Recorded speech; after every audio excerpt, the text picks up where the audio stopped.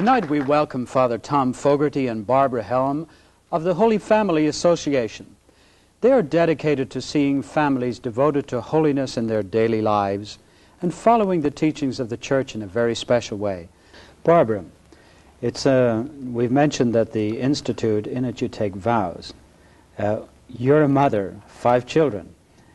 What role do you play in this particular institute? Well, when you become a member of the Holy Family Institute, Father, you really take vows. For anyone out there who, like me, has envied nuns and priests, that very close spousal relationship with Christ, this is like winning the spiritual lottery. I feel like the parable of the workers who came in the morning and got full wage, and then some came in the afternoon. I'm the 6 o'clock crew. I don't deserve this great gift from God to have 2 magnificent vocations in life, and yet I do. And the way that Father Alberione set it up, making religious vows, poverty, chastity, obedience, and a 4th one we Paulines take of fidelity to the Holy Father, and asking these married people, please adjust these vows to family life. I don't want celibates living family life. I want these vows adjusted to them. It is a very easy marriage between the 2 vocations. And it gives you the power of a consecrated soul, which is much, much greater than the ordinary soul's capability. Father Fogarty likes to liken it to the position George Bush was in. The day before he took the oath of office, he was vice president, one of the least powerful jobs in the nation.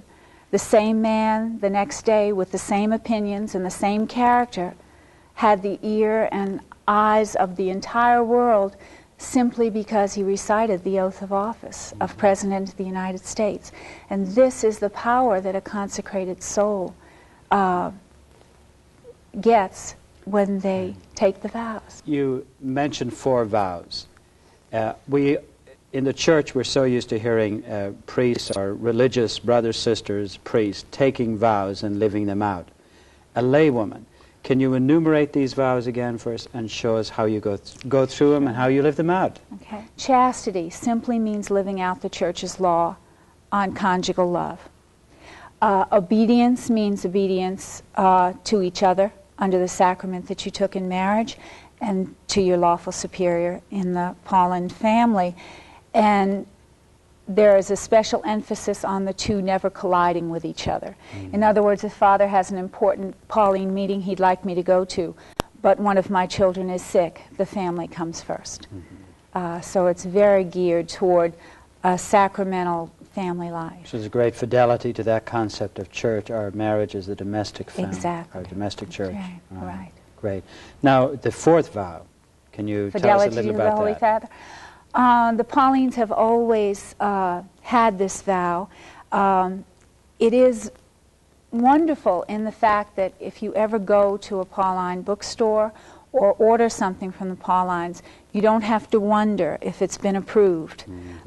It has been. If it's got the Pauline trademark, the Holy Father and the Magisterium has approved it, which is, I think, unique in the orders of the Church, and we always bow to the Magisterium. Father Tom, you say that this association is a lay institute. What exactly does that mean? Well, it's for lay people, and it's an institute because it follows a certain rule. What kind of rules would you? Well, there is a constitution, as is in existence for every religious society. I distinguish between the baptized laity and the consecrated laity. The baptized laity are those who are baptized. The consecrated laity are those who are in a secular institute. And then, of course, we also have collaborators who are baptized laity. You mentioned something a little earlier in your opening remarks that this was something that was a delight to you. Kind of, you had been envious of many religious who were able to enjoy spousal relationship with Jesus. In what way has the Institute affected you, your family life, practical ways? what kind of commitments have you had to make, and how have they enhanced the life that you have already committed yourself to? Well, the changes in our family life have not been because of some secret Pauline formula or that I do anything differently from my neighbor, but they've definitely been there.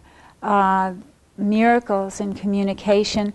I have a very diverse family. My children range from 23 down to 4 years old. 23? You must Yes. have been in the cradle when you got married. Bless you. I'll take you home, Father. But communication has opened up in the family. We have family prayer now.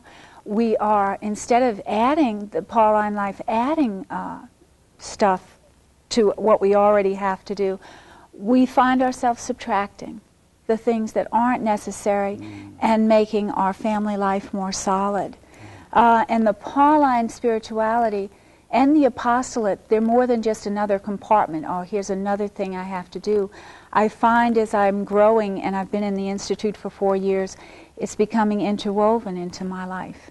It hasn't, it's added, but without adding, busy work. Right. So you found that you tightened up areas that were loosened and intensified areas that were already important. And these are to gifts you. of sheer grace, Father, as a result, I think, of making the consecration. Because I don't know if anything I've done any differently or my husband has. It's Well, just it looks been like God's the vows grace. have certainly helped preserve your youthfulness as well. The vitality of your spirituality is just very much there. And this is the beauty of it, that you think it's taking on more burdens, but what it does, it seems to free you up to fulfill in a greater way the responsibilities you already undertook. Your priorities fall into place Praise gradually without you even realizing it. You can look back and say, I'm much more peaceful today than I was then. That's great. Father Tom, you mentioned that the Institute, the association, is very much involved with the media. Yes. In what way? Well, I think the association is not, because mostly it's family people who have no special expertise. But our society and our Pauline family is. I would see the role of the association to pray, to offer daily life, and also, if they have some technical or editorial expertise, to add that on to what they're doing already. But the association as such does not require that the person concerned be especially skilled, because over a period, with the help of materials provided, they will grow in their appreciation of the power of the media and its influence, and then the Lord may bring forth in them some talent that they hadn't suspected existed. Barbara, Father Tom just mentioned there that one of the main things of the order or of the Institute was to pray. What kind of prayer order or structure do you have? Does the association have a particular one that you follow? Yes, they require daily prayer, usually no longer than 20 minutes to say morning prayer, evening prayer, 15 minutes of meditation. Now, is this the morning prayer of the church, or is your personal choice? It's the church, but it's a Pauline orientation, a Pauline offertory, the prayer of success of the founder. We have a daily month of recollection that the Daughters of St. Paul in Baton Rouge and New Orleans have been extremely helpful to us with that. I find, though, I carpool so much. I do half my prayer in my car. I've memorized half the prayers. I certainly do my meditating while I'm doing errands or something like this. It really does not overburden you. And the beauty of this is it's so intertwined with a normal family life that, let's say I have a sick child one day and I simply don't get to the prayers. You can be totally peaceful about that.